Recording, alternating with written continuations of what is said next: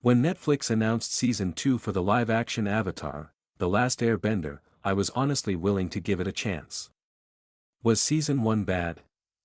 Yes, it was bad for a lot of reasons. But anyone can change, right?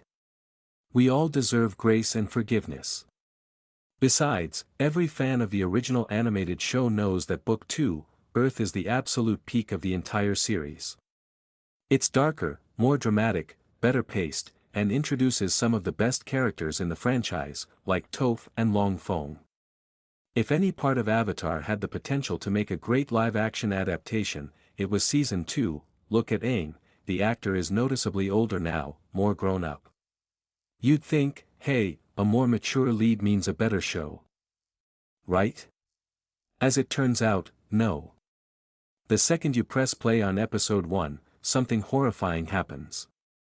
It's subtle, but if you look closely at the screen, you'll see the word Netflix. This streaming giant has proven time and time again that no matter how much money you throw at a project, none of it matters if you force your writers to write dialogue for people who aren't even paying attention to the screen. In the very first 30 seconds of the season, 2 refugees are fleeing the Fire Nation, and one of them says, "If they kill me, I will not die easy." I know how nitpicky that sounds, but think about it for a second.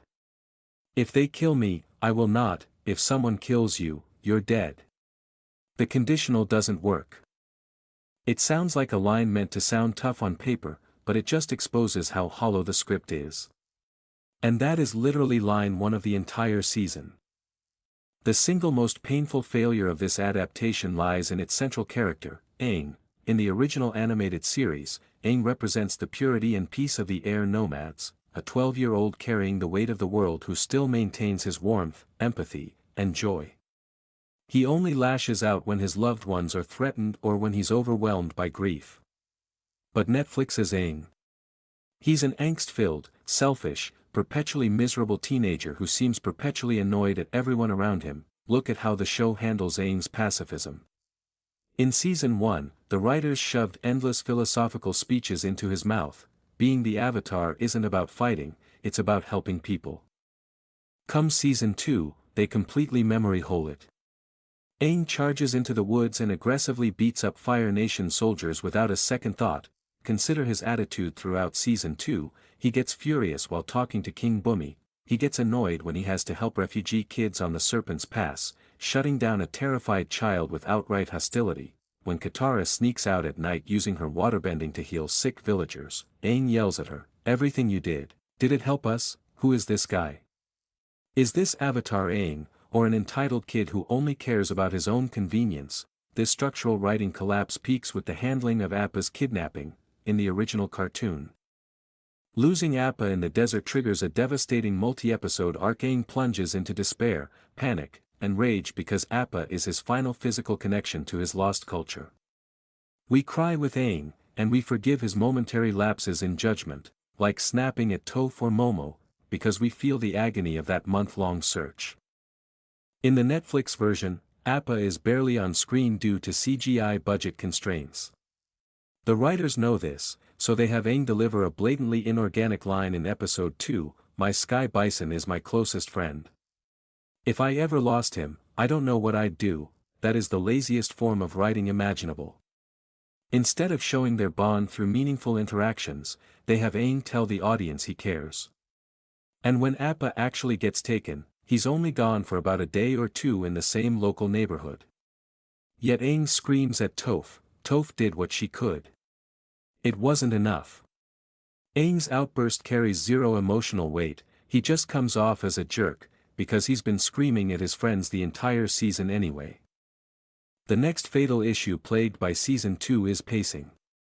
Significant plotlines move at breakneck speed, yet the show wastes endless minutes on pointless filler.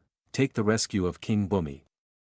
In the original, the fall of Omashu is a monumental political shift. Infiltrating the city is a grueling journey that teaches Aang the crucial lesson of neutral Jing, the art of waiting and listening. In Netflix Avatar, Aang walks in, takes down a few guards in 2 seconds, and finds Bumi screaming and crying about his trauma. Bumi yells a few sentences about Jing, and Aang goes, "Bye, Bumi." That's it. A century-old friendship and a massive siege resolved in a brief, emotionless interaction. Yet right after this, the show devotes lengthy scenes to a random refugee woman, the one who won't die easy, giving lectures about hope and the Painted Lady, a shoehorned reference to a season 3 episode. This woman turns out to be nothing more than a minor love interest for Sai the Mechanist, contributing nothing to the main plot. Why deny time to Bumi's monumental character beat while wasting minutes on a lecture about a withered flower? To make matters worse, Sozin's comet, the existential ticking clock of the series, was originally revealed through a mystical vision from Avatar Roku.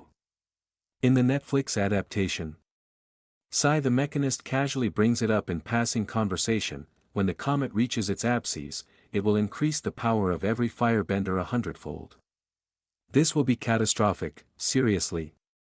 The core stakes of the global war are dumped out by a random side character like he's reading a weather forecast. The tension and urgency evaporate entirely due to lazy exposition. While Aang is reduced to a moody teenager, the rest of Team Avatar fares no better under this script. 1. Sokka, from tactical mastermind to sad fool. In the original, Sokka is the non-bender who overcomes his insecurities through engineering, tactical genius, and genuine leadership. In Netflix's version, Sokka is stripped of his brilliance. When fighting Tai Li, who uses chi blocking, cartoon Sokka uses spatial awareness to fight back. In Netflix's version, Sokka gets instantly paralyzed and flops on the ground like a fish. At the library, Aang is the one who figures out the solar eclipse, taking away Sokka's defining discovery. His tactical plans are constantly mocked by his own group. Sokka's Season 2 arc is reduced to 2 modes, being an incompetent joke, or moping over you. 2. Katara, unearned power. Katara in Season 1 was stripped of her flaws and sense of humor. In Season 2, her power scaling becomes absurd. In Episode 1, Suki gives Katara a single tip on throwing a punch. By the next episode, Katara is flipping grown soldiers over her shoulder like Jason Bourne. She faces no visible struggle or training phase. Katara knocks out Tai Li with a single punch because the writers care only about the payoff, completely ignoring the setup. 3. Toph Beifong, a great cast mired by terrible dialogue. Toph is easily the best casting choice in the show. The actress captures her brash, confident energy brilliantly. Yet the writers fumble her character at the finish line with one of the worst lines in adaptation history. I'm Toph Beifong, and I invented metal bending. Let's analyze why this line fails so completely. First, she is saying this to her own mother. Why are you stating your full name to your mother? I'm Toph Beifong.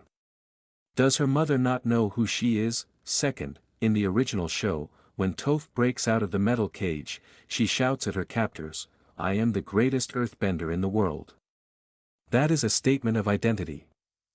Saying, I invented metal bending, is merely stating an action. Furthermore, the live-action show never established that metal is an unbendable material for earthbenders. Without setting up the physical limitation first, her breakthrough doesn't feel like a legendary accomplishment, it just feels like an unearned flex. Zuko and Uncle Iroh's relationship is the emotional heart of Avatar, The Last Airbender. Zuko's redemption arc relies on Iroh's patient, firm, and loving guidance. Yet Netflix's Season 2 completely warps this dynamic. In the original masterpiece episode Zuko Alone, Zuko wanders the Earth Kingdom alone. He witnesses the harsh realities of war and struggles with his identity. He saves a young boy, but when he uses firebending to protect them, the villagers look at him as a monster. The tragedy lies in the fact that Zuko did something noble, yet his Fire Nation identity makes him an outcast. In the Netflix version, Zuko accidentally burns down the entire village while trying to attack children. He literally destroys their home. When the villagers tell him to get out, they are 100% right. Zuko isn't a complex, tragic figure here, he's an incompetent, destructive villain, and the worst handling belongs to Uncle Iroh. Original Iroh is a former general who carries the grief of losing his son, using that wisdom to guide Zuko. When Zuko strays, Iroh confronts him with fiery authority. You never think these things through.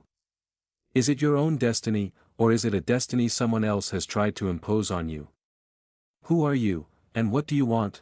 that is a powerful, defining moment. Netflix's Iroh. He's a mopey, passive shell of a man who constantly apologizes to Zuko. When Zuko lashes out, insults Iroh, and cruelly brings up his dead son, Iroh just stands there silently, and the ultimate collapse of his mentorship happens when Iroh says, "I'm sorry. I've been trying to turn you into the man I hoped Lu Ten would be, instead of helping you become your own man. Whatever you choose, I will always love you." What kind of corporate therapist writing is this? Zuko is stealing, committing violence, and hunting the Avatar for a tyrant. This is not the time for a mentor to say, "Be yourself, even if you choose to be evil." That isn't wise love, it's blind enablement. Iroh is stripped of his moral authority and reduced to a passive bystander in Zuko's life. By the end of Season 2, Aang admits he's been selfish and promises to change. "I'm going to change." And do you know how the show responds through Iroh? "No, you must be who you are." Unbelievable. The show literally tells its audience, if you are acting like an arrogant, mean-spirited brat to your friends, don't change, because that's who you are. Netflix's Avatar, The Last Airbender Season 2 isn't just a bad adaptation. It is a complete failure of modern corporate filmmaking logic. It insults the audience's intelligence, replacing visual storytelling, show, don't tell, with endless, unnatural exposition. It flattens dynamic characters into teen tropes. Aang is a winner, Sokka is incompetent, Katara is flawlessly overpowered, and Iroh is weak. It treats the source material like a checklist, recreating iconic moments, like lightning redirection or metal bending, while stripping away the setup, context, and emotion that made those moments iconic in the first place. This isn't the Avatar we grew up loving. This is a Wikipedia summary narrated by actors in high-budget cosplay, screaming melodramatic lines at each other under a desaturated Netflix color filter. If you haven't watched Season 2, my honest advice is, go rewatch the 2006 animated series instead. Let your memories of Aang, Katara, Sokka, Toph, Zuko, and Uncle Iroh remain intact where they belong, in a genuine masterpiece. Thank you for watching this long-form analysis. Let me know your thoughts on this season in the comments below. Don't forget to like and subscribe to support the channel. I'll see you next time.